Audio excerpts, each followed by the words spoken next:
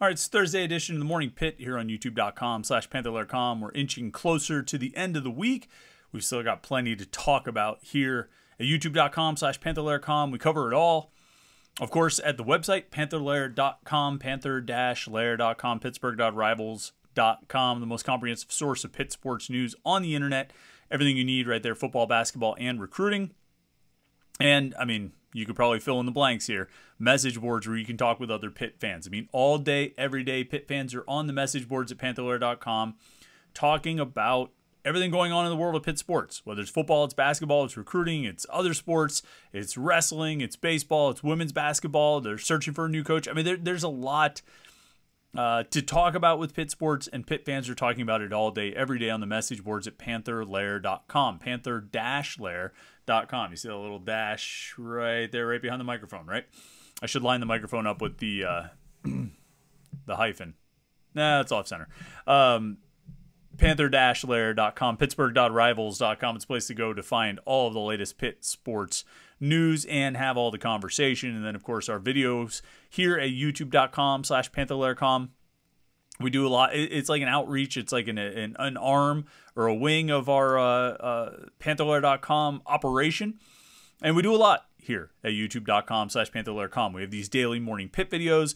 We have post-practice video interviews like we had with Pat Narduzzi on Tuesday. We'll have another one later today after Pitt's practice. We have practice video. We have had video of the quarterbacks a lot in the last few days. We've had video of the defense in the last few days, video from practice. You find that kind of stuff right here. And then, of course, our live streams. We went live last night for the Panther-Lair show, as we do every Wednesday night at 8:30. We did a lot of post-game shows for basketball this year, did a lot of post-game shows for football this year, or last season, as it were. And we do it all right here at youtube.com/Panther-Lair.com. So if you want to make sure you don't miss any of our Pitt video content, click that subscribe button. Subscribe to our YouTube channel, and you will not miss any of it. You can turn on notifications so you get an alert sent to your phone anytime we post a new video, or more importantly, when we go live. So if some news breaks and we would decide we want to go live for a special live edition of the Panther-Lair show, or whatever it is, some live reaction, you want to make sure you don't miss it. You won't miss it if you subscribe and turn on notifications. So do that. Do that now. And also, while you're here, like the video. We appreciate that, as always. Talked a lot about recruiting on yesterday's Morning Pitt. But I've had quarterbacks on the brain quite a bit. There's quarterback recruiting stuff going on as well. Henry Hasselbeck, Matt Hasselbeck's son, visited Pitt last week. They had another quarterback visit on Tuesday. I think they have more quarterbacks visiting later this week. Pitt is working on getting quarterbacks for the recruiting class of 2024. But my interest and what's been occupying my thoughts has been much more on the present and the immediate future, rather than the recruits in the class of 2024. Because solving the quarterback position is so essential to this team's success in 2023. I mean, I think they're entering this season with more questions than they had last year. It's sort of off the top of my head, I would say that. I think they have more questions at wide receiver. I think they have more questions on defense than they had last year. And certainly they have a giant question at quarterback. And granted, they entered last season with a question at quarterback, but it's almost like the struggles at quarterback last year have, to me at least, amplified the questions surrounding the position for this year. It's made it even more stark. I think, the last couple seasons of Pitt football, if they've done anything, they've only served to sort of amplify and accentuate and triple X, put 3 stars next to it, circle it, highlight it, add an exclamation point to that common cliche about quarterback being the most important position on the football team. Because we've seen it in stark contrast over the last 2 football seasons of 2021 and 2022. Because in 2021, quarterback play was the key that led the team to an ACC championship, a New Year's Six bowl game, and I think inarguably the best Pitt football season in 40 years. By contrast, in 2022, quarterback play, and we're oversimplifying here in both cases, because 2021, obviously there was more than just Kenny Pickett that was the cause and the credit for all the success they enjoyed. And in 2022, we'll oversimplify by saying it was all Kedon Slovis, but by and large, the quarterback position, I think, was what let this team down and led this team to a 9-win season. And it's funny, someone pointed out on Twitter that it's, we were having a conversation about this yesterday, and someone said, it's an interesting point to be in here where we're sort of lamenting what went wrong in a season where Pitt won 9 games and won a bowl game and all of that. And they're absolutely right. I mean, we are talking, and when we talk about the offense from last season, we talk about the team or missed opportunities or how they fell short or how they didn't accomplish what they should have. This is still a team that went 8-4 in the regular season and won a bowl game against a Power 5 conference opponent, a pretty good Power 5 conference opponent, to win 9 games, and get 20 wins over the course of 2 seasons. And this is what we're sort of bemoaning. This is the kind of season that we're saying, oh, what a disappointment. And I don't mean to say that. I don't mean to say that the 2022 season was all in all a disappointment. I think it's remarkably impressive how that team rebounded, won its final 5 games, closed the regular season on a 4-game winning streak, went perfect in November, won a game at Miami, and then went to the bowl game and got Pat Narduzzi's first big bowl win. I know he beat Eastern Michigan in the Pizza Bowl or whatever the Detroit Bowl was called in that particular year. But in terms of a big bowl win, a significant bowl win, a good bowl win, this was the first one, beating UCLA, and obviously in very dramatic fashion. So I won't take anything away from that team. I won't take anything away from the success that they enjoyed. But the truth is, and the reality is, and the thing that I can't shake, is they went 8-4 in the regular season. They should have been 10-2. And not 10-2 by crafting some heroics to beat Tennessee or to knock off Drake May in North Carolina, but 10-2 just by beating friggin' Georgia Tech and Louisville. I mean, bad games, bad losses where they the defense allowed 26 points to Georgia Tech, 24 to Louisville, and 7 of those were a defensive touchdown. So really only gave up 2 touchdowns to Louisville. Held Georgia Tech largely in check. I mean, we could go down the road of what Pitt did or didn't do or should have done or almost did on defense against Georgia Tech. But ultimately, it came down to the offense losing both of those games. And those games stand as the difference between going 8-4 and playing UCLA in the Sun Bowl, which was not a terrible outcome. The difference between that and going 10-2, going back to Charlotte, having a chance to win back-to-back ACC championship games, and potentially playing in a New Year's Six Bowl, win or lose in Charlotte for the 2nd year in a row. That opportunity was missed because they lost the Georgia Tech and Louisville games, and they lost the Georgia Tech and Louisville games because their offense wasn't good enough. And no matter how much you want to talk about missed opportunities for pick sixes or the defense giving up a 63-yard run to Georgia Tech, the offense blew those games. I mean, that's the long and short of it. And I was talking with someone about this the other day, about Kedon Slovis and his performance against Georgia Tech. So, but Slovis threw for 305 yards and 3 touchdowns. And he did. But more than half of those yards and 2 of those 3 touchdowns came on the final 2 drives of the game. In the first quarter, he was 2 of 6 for 8 yards, with one of those completions being a 3-yard pass to Ryan Jacoby. Offensive lineman / tight end Ryan Jacoby. So, no, the offense was not good enough in that game. And it wasn't just Slovis. Vincent Davis had 2 bad fumbles, including one crucial one in the 4th quarter when it was a 1-possession game. So it's not all Slovis, but he didn't play well enough. And then the Louisville game, obviously, 2 interceptions inside the red zone at the goal line, basically, in the first half. And then in the second half, he went 7 of 15 for 46 yards. Not good enough. And that's how you end up losing 2 winnable games, 2 games you should have won, and you could have gone 10-2. You didn't need to knock off Tennessee or North Carolina to get back to Charlotte. You just had to beat Louisville and Georgia Tech. And they blew it in those games, and they blew it because of the offense, and the offense, by and large, was run by Kedon Slovis. Now, without getting too far down a conversation, we can have it's a good conversation for a different day. You want to bring it up on a live stream, we can talk about it without getting too far down the road into a conversation of Kedon Slovis versus Nick Patty, and should Patty have been in, and why was Slovis still in, blah, blah, blah. Setting that aside, I only bring all this up to set the table, to say, okay, here's the basic premise we're going to operate from today, tomorrow, for the next few months, all the way up until the season starts. And the premise is that, look, they ended up where they ended up. Not a terrible position, but short of achievable goals because of the offense and because of the play at quarterback. And we bring that up and we establish that as sort of a baseline or a premise to lead into the question, can he get better this year? Can the quarterback play improve this year? How will the quarterback play improve this year? Will the quarterback play improve this year? Why will it or why won't it?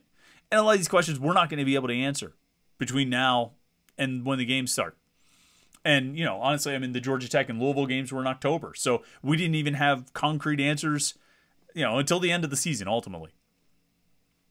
But I think, you know, quarterback is going to be on all of our minds for a long time, you know, leading up to the season and beyond. But it's particularly fresh now because on Tuesday, Pat Narduzzi said that the quarterback room is, quote, loaded. This was after last week when Frank Cignetti said it's, quote, a great room. Really talking up the guys that they've brought in and the guys that they've returned. And ultimately, they returned one guy, Nate Yarnell, who had the hero turn, taking over as the starting quarterback in the game at Western Michigan. Which, I mean, credit to Yarnell. I mean, that was a crucial game. You know, in a season where we're talking about the difference between 8-4 and 10-2, if you blow it on the road against a MAC team, which you very well could do when you have your third-string quarterback making his first career start, first significant playing time of any kind, and it's happening on the road in sort of a tricky environment like that, you're very much running the risk of 8-4, you know, being 7-5. You know, and then you're having the conversation of, well, 7-5 could have been 9-3. I mean, now you're at 7-5. Now you're back in Detroit Bowl territory, you know, or your Red Sox Bowl or something like that, or wherever they would end up. Not in the Sun Bowl against a Pac-5 opponent or Pac-12 opponent. Feels like Pac-5 because it feels like there's only 5 teams left out there.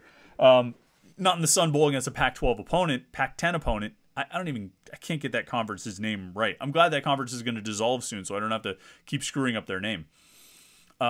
You go 7-5, you end up in a bowl that is not the Sun Bowl against a Power 5 conference opponent with the opportunity for a very good win. And so credit to Nate Yarnell for taking care of business in that game. But they bring him back and then add in 3 brand new faces. And it's likely that 2 of those brand new faces, one of them is going, you know, one of those 2 is going to be the guy this year. You know all the names already. I don't think I need to spend too much time telling you who these guys are, but Phil Dracovic and Christian Veilleux are the 2 transfers, the 2 guys who came in. For Dracovic from Boston College, formerly Notre Dame, formerly Pine Richland. Veilleux from Penn State, formerly Canada. And they're the guys who are coming in to compete for the starting job. And Frank Cignetti said last week that it's really a 3-man competition, that it was, you know, not a 3-man competition last spring. It was Nick Patty and Keaton Slovis. Nate Yarnell wasn't really a factor because he was hurt. This year, Yarnell is a factor because he's not hurt. But I think ultimately it's going to go to those upperclassmen. It's going to be Dracovic or Veilleux. And the assumption is it'll be Dracovic. I do believe that if Veilleux is the better option, they will play him. I think there is a misconception that that Pat Narduzzi promised the starting job to Keaton Slovis last year. So no matter what Nick Patty did in practice, he was never going to get the starting job. I don't believe that's true. You know, I've talked about this a bunch of other times. I mean, Pat Narduzzi has benched quarterbacks in favor of other quarterbacks in the past. He's done it multiple times. Now, it doesn't feel like he does it very often because he had Kenny Pickett for like 4 years, you know? And when you have the same guy for 4 consecutive years as a starter, and that's what he had, 2018, 19, 20, and 21, well, no, Narduzzi never benches anybody. Well, except the year before Pickett became the starter, he did bench guys, plural. You know, and 2 years before that, his first year here, he benched a guy. So, you know, in the years when he hasn't had Kenny Pickett, you know, which is half of his, you know, he's been here for 8 years. This is season number 9 coming up, which is kind of crazy on its own side. But out of those first 8 years, 4 of them he had Kenny Pickett. Of the other 4, he benched quarterbacks in 2 out of those 4. You know, with the exceptions being 2016, when he had Nate Peterman coming back, and he stuck with Peterman the whole way through. And then last season, when he didn't bench, you know, Keaton Slovis, when he didn't make any kind of changes unless a guy got hurt. But I think there's a misconception that Narduzzi promises the job to someone. I don't think that's how Pat Narduzzi operates. I mean, it's just not been my experience with him or what I've heard or what I've observed or anything like that. I don't think he does that. I think, he tries to be honest with the guys that, you're going to have a chance. If you are the best quarterback, you'll be the guy who plays.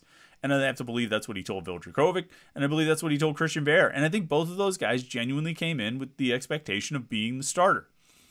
Is the smart money on Dracovic? Yes. Is the smart money on Bear beyond Dracovic? Yes. Is there a chance that Bear could win the job this year? Yes, I think there is. Has he been better in spring camp so far? I'm not so sure. We obviously don't see the full team drills when you really get a sense for how these guys are practicing. So I can't go off my own observations, but just talking to different people. I mean, I'm not sure if either guy has really pulled ahead at this point. We'll get into that more with our practice report later today. Keep an eye on the quarterbacks and share some other things we've heard. But that competition is ongoing. But it still comes back to that main basic question. Can one of these guys run the offense better than it was run last year? And that's the $1 million question. That's the 10-win question.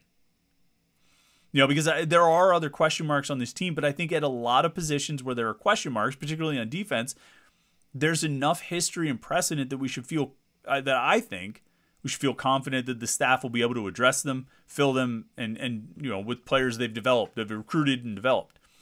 I look at the defensive line, and I just can't manufacture a lot of concern about a position that Charlie Partridge is in charge of. I look at the secondary, and I can't manufacture a lot of concern about the job Corey Sanders is doing back there, or Archie Collins with the corners is pretty solid, with returning guys, but Corey Sanders is going to have to break in a number of new young safeties, but he's done a pretty good job.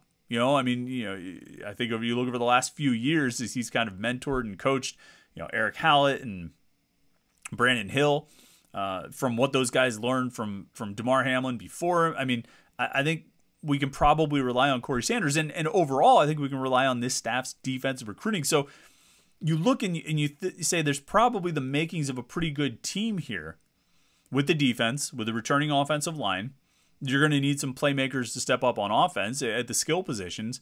And then, most importantly, first things last, a quarterback. You wonder, when you look at last year's team and the last year's offense, you do wonder about whether the offensive system and the approach was ever a good fit for Kedon Slovis. If Slovis ever really fit what they wanted to do, if the offense was designed to be a good offense for him.